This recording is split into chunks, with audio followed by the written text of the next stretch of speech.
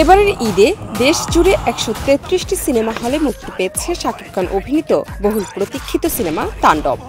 রায়হান রাফি পরিচালিত এই সিনেমাটি মুক্তির প্রথম দিন থেকেই দর্শকদের অভাবনীয় সাড়া পাচ্ছে।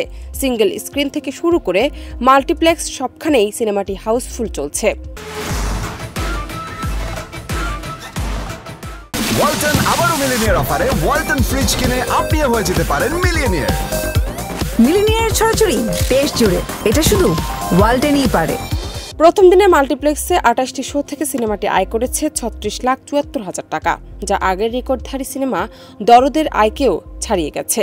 ঈদের দ্বিতীয় দিনে তাণ্ডবের শো সংখ্যা বেড়ে দাঁড়ায় ৮১টিতে, যেখানে আয় হয় প্রায় ৭৪ লাখ টাকা। আর তৃতীয় দিনে মাল্টিপ্লেক্স থেকে টিকিট বিক্রি হয়েছে প্রায় ৭৫ লাখ টাকার। প্রথম ৩ দিনে মাল্টিপ্লেক্স থেকে সিনেমাটির মোট আয় দাঁড়িয়েছে ১,৮৫,০০,০০০ টাকা।